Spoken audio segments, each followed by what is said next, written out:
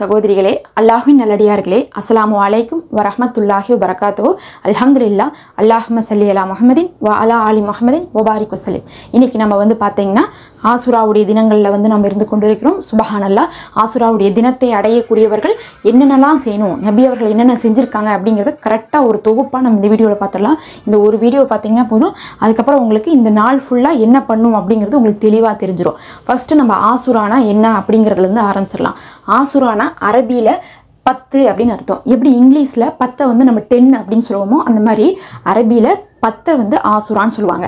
மொஹரம் மாதத்தில் வரக்கூடிய 10வது நாளுக்கு தான் ஆசுரா அப்படின்னு சொல்லக்கூடிய பெயர் இருக்குது. சரிங்களா? இந்த மொஹரம் மாதம் எப்படிப்பட்ட மாதம்? வருஷத்துடைய முதல் மாதம். இஸ்லாத்துடைய முதல் மாதம் என்னது? மொஹரம் மாதம். அப்போ வருடத்துடைய முதலாவது மாதத்தில் இருக்கிற 10வது நாளுக்கு தான் ஆசுரா அப்படிங்கக்கூடிய பெயர் இருக்குது. சரி, இந்த ஆசுராவை நம்ம ஏன் சிறப்பிக்கிறோம் அப்படின்னு கேட்டிங்கன்னா, நபி அவர்கள் மதீனாவில் இருக்கிறாங்க. எப்போ இருக்கிறாங்க? அவங்க ஹிஜ்ரத் செஞ்சு போய் அங்கே பார்த்தீங்கன்னா ஒரு 9 வருஷம்லாம் பார்த்தீங்கன்னா இருந்துட்டு இருக்காங்க. கரெக்டாக நபி அவர்கள் மஃபாத் ஆகிறதுக்கு ஒரு வருஷத்துக்கு முன்னாடி என்ன பண்ணுறாங்க? நபி அவர்கள் மதீனாவில் இருந்துட்டு இருக்கும்போது அங்கே யூதர்களை பார்க்குறாங்க. அந்த யூதர்கள் என்ன பண்ணுறாங்க? நோன்பு வச்சுருக்காங்க. அப்போ நபி அவர்கள் கேட்குறாங்க, யூதர்களை நோக்கி நீங்கள் ஏன் நோன்பு வச்சுருக்கீங்கன்ட்டு. இன்றைக்கி தான் மூசா நபியை அல்லாஹு கடல் பிளந்து காப்பாற்றிய நாள் அப்படின்னு சொல்கிறாங்க. சுபஹானல்லாஹ். சொல்லிட்டு அதுக்கு தான் நாங்கள் என்ன பண்ணுறோம்? நாங்கள் நன்றி தெரிவிக்கக்கூடிய விதமாகவும் அதை நினைவுபடுத்தக்கூடிய விதமாகவும் நாங்கள் நோன்பு வைக்கிறோம். ஏன்னா எங்களுடைய நபி மூசா தான், அவருடைய மக்களாக நாங்கள் இருக்கிறதுனால யூதர்கள் இதை கடைபிடிக்கிறோம்னு சொல்கிறாங்க. உடனே நபி ஸல்லல்லாஹு அலைஹி வஸல்லம் அவர்கள், உங்களை விட மூசாவுக்கு உரிமையானவங்க நாங்கள் தான் அப்படின்னு சொல்லிட்டு நாங்களும் நோன்பு கடைபிடிக்கிறோம்னு சொல்லிட்டு நபி அவர்கள் நோன்பு வைக்கிறாங்க. இது எப்போ பாருங்கள்? கரெக்டாக முஹர்ரமுடைய 10வது நாளில் இது நடக்குது. ஏன்னா அந்த அன்னைக்கு தான் மூசா நபியை அல்லாஹ் சுப்ஹானஹு வ தஆலா காப்பாற்றினதாக அங்கே இருக்கக்கூடிய யூதர்கள் சொல்லி நோன்பு வைக்கிறாங்க. உடனே பார்த்தீங்கன்னா இந்த செய்தி சஹாபாக்களுக்கு போகுது. இதெல்லாம் நடந்த டைம் பார்த்தீங்கன்னா பகல் நேரத்தில் நடக்குது. கிட்டத்தட்ட காலையில் 11-12 மணின்னு வச்சுக்கோங்க. அந்த மாதிரி ஒரு பகல் நேரத்தில் நடக்குது. குறிப்பிட்ட டைம் நமக்கு அறிவிப்புகளில் வரல. நான் உதாரணத்துக்கு தான் ஒரு 10-11 மணின்னு சொல்கிறேன். ஆனால் பகல் நேரத்தில் நடக்குது. இது பகல் நேரத்தில் நடக்கும்போது எல்லாரும் எப்படி இருக்காங்க? எல்லாரும் சாப்பிட்டுட்டு இருக்காங்க, வேலை செஞ்சுட்டு இருக்காங்க. உடனே தகவல் போகுது, சாப்பிட்டுட்டு இருக்கவங்க சாப்பிட்றத அப்படியே விட்டுருங்க. யாருக்கெல்லாம் விஷயம் தெரியுதோ அவங்கெல்லாம் இன்றைக்கி நோன்பை கடைபிடிங்க. மூசா நபியை அல்லாஹ் காப்பாற்றிய நாளில் நாமளும் நன்றி செலுத்தலாம்னு சொல்லிட்டு வைக்கிறாங்க.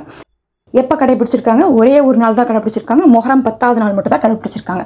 நல்லபடியாக கடைபிடிச்சு முடிச்சிடறாங்க. அல்ஹம்துலில்லாஹ். அதுக்கப்புறம் ஒரு சஹாபி கேட்குறாங்க, யா ரசூலுல்லாஹ், நமக்கு பார்த்தீங்கன்னா இஸ்லாத்தில் என்ன சொல்லியிருக்கப்படுதுன்னா, அல்லாஹ் சொல்கிறான், நீங்கள் மார்க்கத்தில் மற்றவங்களுடைய மார்க்கத்தை பின்பற்ற வேணாம், அவங்களை விட்டு கொஞ்சம் மாறுபட்டுருங்கன்னு சொல்லியிருக்கான்னு சொல்லிட்டு நீங்கள் சொல்லியிருக்கீங்க யா ரசூலுல்லாஹ். ஆனால் இப்போ நம்ம யூதர்கள் செய்கிறதையும் நம்ம அப்படியே செய்கிறோமே, அப்போ யூதர்களும் நம்மளும் ஒரே விஷயத்தை நம்ம செய்யலாமா அப்படின்னு கேட்குறாங்க.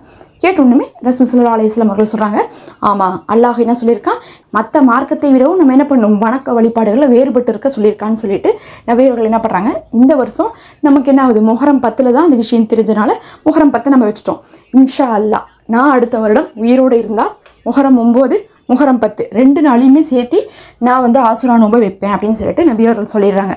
அடுத்த வருஷம்னு சொல்கிறாங்க. ஆனால் நபி அவர்கள் அடுத்த வருஷம் மஃபாத் ஆயிடுறனால அந்த நாளில் பார்த்திங்கன்னா இல்லாட்டினாலும் நபி அவர்கள் முன்னாடியே சொல்லி கொடுத்துட்டு போயிடுறாங்க. அடுத்த வருஷம் நான் இருந்தால் நான் 2 நோன்பா வைப்பேன், 9, 10. அதனால நம்ம மொஹரமுடைய ஆசுரா அப்படிங்கிறது 10வது நாள் மட்டும்தான். 10வது நாளுக்கு மட்டும்தான் உங்களுக்கு சிறப்புகள்லாம் இருக்குது. ஆனால் நம்ம மாறுபட்டு இருப்பதற்காக நம்ம என்ன பண்ணோம்னா ஒரு நோன்பு சேர்த்து வைக்கணும். அந்த நோன்பை பெரும்பாலும் 9ல் கடைபிடிக்கிறது உங்களுக்கு சிறப்பு. இல்லை மறந்துட்டீங்கன்னா கூட நீங்கள் 11ஆவதுல கடைபிடிக்கலாம். 9, 10 வைக்கலாம், இல்லாட்டினா 10, 11 வைக்கலாம். ஆனால் மறந்துடாதீங்க, 10 தான் ஆசுரா. அந்த 10 விட்டுட்டு நீங்கள் முன்னாடி பின்னாடியில் வச்சு பிரயோஜனம் இல்லை. அதனால் 10 வச்சுட்டு அப்புறம் நீங்கள் இன்னொன்று முன்னாடியே சேர்த்துலாம், பின்னாடியே சேர்த்துலாம். முடிஞ்சவங்க முன்னாடி சேர்த்துங்க. அது உங்களுக்கு அறிவிப்புகள்லேயே 9ன்னு வந்திருக்கு. சரி, இப்போ 9, 10 இல்லை 10, 11 வைக்கலான்ட்டோம். சப்போஸ் உங்களுக்கு தொழுகை இல்லை, ஒரு நாள் தான் கிடைக்கும் அப்படின்னா அந்த 10 மட்டும் வச்சுருங்க. 10 வைக்காமல் ஆசுரா பூர்த்தி ஆகாது. அதனால் 10 மட்டும் தான் கிடைக்குன்னா கூட நீங்கள் வச்சுருங்க. உடம்பு சரியில்லையா? 10 மட்டும் வச்சுருங்க. ஏன்னா அல்லாஹ் நன்கறிபவன், நம்மளுடைய சோதனையை அவன் புரிஞ்சுப்பான். அதனால் என்ன பண்ணுங்க, அந்த 10 தான் முக்கியம். சப்போஸ் அந்த 10 எனக்கு கிடைக்கலனா கண்டிப்பாக உங்களுக்கு அல்லாஹ் இந்த வருஷம் நாடுலேன்னு அர்த்தம். அதனால் நீங்கள் அதை கலா செய்ய முடியாது. இதெல்லாம் பார்த்தீங்கன்னா சுன்னத்தான நோன்பு. அதனால் நீங்கள் என்ன பண்ணக்கூடாது? கலாலாம் செய்யக்கூடாது. இந்த வருஷம் அல்லாஹ் நமக்கு நாடாட்டினாலும் அதற்கான ஆசை வச்சுருந்தாவே அல்லாஹ் அந்த நன்மையை நமக்கு கொடுத்துருவான். அதனால் வைக்க முடியாதவங்க விருப்பப்பட்டு வைக்க முடியலைன்னா கவலைப்படாதீங்க, உங்களுக்கு கூலி வந்துடும். இப்போ இது ஓகே. இப்போ இந்த நோம்புக்கு என்ன சிறப்புன்னு கேட்டிங்கன்னா, அந்த ஒரு நாள் இருக்குது பாருங்க, அந்த ஆசுராவுடைய ஒரு நாள், அந்த நோம்புக்கு கடந்த ஒரு வருடத்துடைய பாவம் மன்னிக்கப்படுது. சுபஹானல்லாஹ். அந்த கூட வைக்கிற நோம்புக்கு கிடையாது, இந்த நோம்புக்கு தான். கூட வைக்கிற நோம்புக்கு அல்லாஹ் கண்டிப்பாக கூலி கொடுப்பான். நோம்பாளியுடைய கூலியை அல்லாஹ் வீணாக்க மாட்டான்.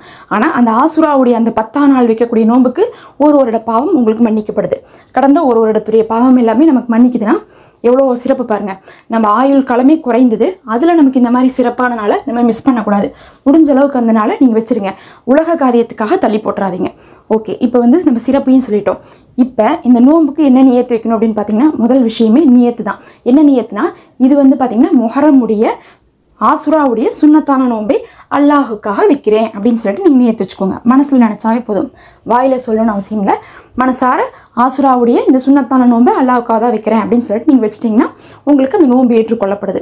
ஏன்னா இது நபி அவர்கள் வந்து கடைபிடித்ததாகவும் நமக்கு வலியுறுத்தியதாக இருக்கிறதுனால இது சுன்னத்தான நோம்பு. அப்போ முதல் விஷயம் நோம்பு தான் வைக்கணும். அந்த நோம்புக்கான நியத்து சொல்லிட்டேன். முதல் அமலே இப்போ நோம்பு. ரெண்டாவது அமலே என்னன்னு பார்த்தீங்கன்னா, என்ன திக்ரு ஓதணும்னு கேட்டிங்கன்னா, இது என்ன நாள்? ஆசுரா நாள். நம்ம போன மாதம் துல்ஹஜ் மாதத்தில் இருந்தோம். அப்போ என்ன வந்துச்சு? அரஃபா நாள் வந்துச்சு. உங்களுக்கு வித்தியாசம் தெரியுதா? அது அரஃபா, இது ஆசுரா. அந்த அரஃபாவுக்கு நபி அவர்கள் என்ன சொல்லியிருந்தாங்கன்னு பார்த்தீங்கன்னா, தஹ்மீத் ஓதுங்க, தஹ்லீல் ஓதுங்க, தக்பீர் ஓதுங்கன்றாங்க. ஆனால் ஆசுராக்கு ஏதாவது சொன்னாங்களான்னு கேட்டிங்கன்னா சொல்லவே கிடையாது. அப்படின்னா என்ன அர்த்தம்னா, ஓதக்கூடாதுன்னு இல்லை, நீங்கள் எதை வேணால் ஓதலான்னு அர்த்தம். அப்போ நபியவர்கள் இந்த திக்ரை ஆசுராவில் ஓதுங்கன்னு சொல்லிட்டு எந்த ஒரு அறிவிப்பும் வரலை. எல்லா திக்ரையுமே நீங்கள் ஓதிக்கலாம். ரெண்டாவது முடிஞ்சுங்களா? மூணாவது என்ன துவா ஓதணும்னு கேட்டிங்கன்னா, போன மாதம் அரஃபால நபி அவர்கள் 4ஆம் கலிமாவை கற்றுக் கொடுத்து இந்த கலிமா தான் எல்லா நபிமார்களும் ஓதுனாங்க, அதை நீங்கள் ஓதுங்க அரஃபாவுடைய நாள்லேண்டாங்க. ஆனால் ஆசுரா நாளுக்கு ஏதாவது கற்றுக் கொடுத்தாங்கன்னு கேட்டிங்கன்னா கிடையாது. போன மாதத்துக்கு கற்றுக் கொடுத்த நபி ஏன் இந்த மாதத்துக்கு கற்றுக் கொடுக்கலன்னா, இந்த மாதத்துக்கு அந்த நாளில் இந்த துவா தான் ஓதணும்னு கூடிய அவசியம் நமக்கு இல்லைன்னு அர்த்தம். அப்போ அவசியம் இல்லைன்னா நம்ம எந்த துவா வேணால் ஓதிக்கலாம், எல்லா துவாவும் ஓதலாம். இன்ஷா அல்லாஹ் நான் உங்களுக்கு துவாலாம் நம்ம லிஸ்ட் கொடுக்கலாம், நீங்கள் ஓதுங்க, பார்த்து குரான் துவாலாம் நான் கொடுக்குறேன். ஆனால் இதுதான் ஓதணுன்ட்டுலாம் கம்பல்சரி கிடையாது. அப்போ எந்த துவா வேணால் ஓதலாம். அதிகமாக நான் துவா கேட்டுக்கோங்க. ஏன்னா எல்லா சிறப்பான நாள்லையும் நம்ம வந்து அல்லாஹ்விடத்தில் நம்மளுடைய துவாக்கள் மறுக்காமல் ஏற்றுக்கொள்ளப்படுது. அப்போ மூணாவது முடிஞ்சு. நாலாவது என்ன பண்ணணும்னு பார்த்தீங்கன்னா, இஸ்திகஃபார் செய்யணும். ஏன்னு பார்த்தீங்கன்னா, போன மாதம் அந்த அரஃபாவுடைய நாளில் நபி அவர்கள் என்ன சொன்னாங்க? அரஃபாவுடைய நாளில் பகலில் யார் துவா செய்தாலும் அவர்கள் நரகத்திலிருந்து விடுதலை செய்யப்படுறாங்க. அதனால வந்து அரஃபாவுடைய பகலில் மன்னிப்பு கேளுங்க அப்படின்னு சொன்னாங்க. அதே மாதிரி ஆசுராக்கு சொன்னாங்களான்னு கேட்டிங்கன்னா கிடையாது. அரஃபாக்கு சொன்னாங்க, ஆசுராக்கு சொல்ல. ஆனாலும் நம்ம சிறப்புக்குரிய நாளில் இஸ்திகஃபார் செய்வதா ரொம்ப சிறந்தது. அல்லாஹ்விடத்துல மன்னிப்பை எப்படி வேணால் கேட்டுக்கலாம். தமிழில் கேட்கலாம், அரபியில் கேட்கலாம், எப்படி முடியுமோ அப்படிலாம் கேட்டுக்கோங்க. ஏன்னா லைலத்துல் கத்ர் இரவுக்கும் நம்ம மன்னிப்பு தான் கேட்குறோம், அரஃபாவுடைய நாளுக்கும் நம்ம மன்னிப்பு தான் கேட்குறோம். அப்படிங்கும்போது ஆசுராவுடைய நாள்லையும் மன்னிப்பு தான் சிறப்பான அமலாக இருக்கும். அதனால கேட்டுக்கோங்க. ஆனால் எப்படி வேணால் கேட்டுக்கலாம். முடிஞ்சு. அடுத்த அமல் என்னன்னு பார்த்தீங்கன்னா, இந்த நாளுக்கு ஏதாவது சூறா ஓத சொன்னாங்கன்னு கேட்டிங்கன்னா, குரானில் இருக்கக்கூடிய எல்லா சூறாவுமே ஓதலாம், எது வேணால் ஓதலாம். இன்னும் வந்து பாதுகாக்கப்பட்ட சூறாக்கள் சில விஷயங்கள்லாம் இருக்குது, அந்த மாதிரி முக்கியமான சூறாக்களை எடுத்து ஓதுங்க. ஆனால் நபி அவர்கள் இந்த நாளில் இந்த சூறா தான் ஓதணும்னு சொல்லிட்டு உங்களுக்கு எந்த கட்டளையும் விடலை. அப்போ இந்த நாளில் எந்த அமலையுமே நோன்பை தவிர நபி அவர்கள் சொல்லவே இல்லை.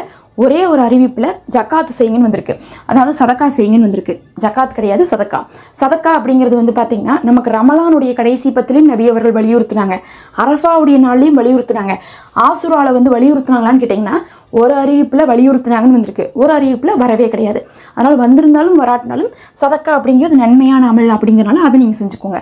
அப்போ ஆசுராவை பொறுத்தளவுக்கு நீங்கள் 2 நோன்பு வைக்கிறது மட்டும்தான் உங்களுக்கு சொல்லப்பட்ட அமல். அதை தவிர வேறு எதுவுமே வந்து பார்த்திங்கன்னா சொல்லப்பட்ட அமல் கிடையாது. எல்லாத்தையுமே செஞ்சுக்கலாம். கடைசியாக சிறப்பு தொழுகை கேட்டிங்கன்னா, சிறப்பு தொழுகைன்னு சொல்லிட்டு இந்த நாளில் இந்த 2 ரக்காய் தொழுவுங்க, இந்த 4 ரக்காய் தொழுவுங்கன்னு சொல்லிட்டு குறிப்பிட்ட விதத்தில் தொழுகணுன்ட்டு அவசியம் கிடையாது. நாம் என்ன பண்ணலாம்னா, நஃபிலான தொழுகைகளை விரும்பி தொழுதுக்கலாம். அது இஸ்திகஃபாராக இருக்கலாம், சுக்ரியா நஃபிலாக இருக்கலாம், எப்படி வேணால் தொழுதுக்கலாம். ஆனால் இதுதான் தொழுகணும்னு சொல்லிட்டு உறுதியாக வந்து நபி அவர்கள் எதுவுமே காட்டி கொடுக்கல. அப்போ நோன்பை தவிர எந்த அமலுமே இந்த நாளில் வந்து சுன்னத்தான அமல்னு நம்ம சொல்ல முடியாது. எல்லாமே நீங்கள் உபரியான நன்மைகளை செஞ்சுக்கலாம், நஃபிலான அமல்கள் தான். அப்போ உங்களுக்கு தெரிஞ்ச எல்லா நன்மையும் செய்யுங்க. ஆனால் குறிப்பிட்டு வந்து செய்ய வேண்டியது நோன்பு மட்டும்தான். அப்போ வந்து உங்களுக்கு ஆசுராவில் என்ன செய்யணும், என்னென்ன டவுட்டு எல்லாமே உங்களுக்கு இதில் கிளியராக இருக்கும். வேறு என்ன அமல்கள் இதை ஓதணும் அது ஓதணும்னு வந்தால் கூட அது நஃபில் தானோ தவிர அது நமக்கு சுன்னத்தோ ஃபரலோ கிடையாது. நீங்கள் எந்த நன்மையை வேணால் செஞ்சுக்கலாம். இது பயனுள்ளதாக இருக்கும்னு நினைக்கிறேன். மறக்காமல் சப்ஸ்கிரைப் பண்ணிக்கோங்க. அஸ்ஸலாமு அலைக்கும் வரஹ்மத்துல்லாஹ்.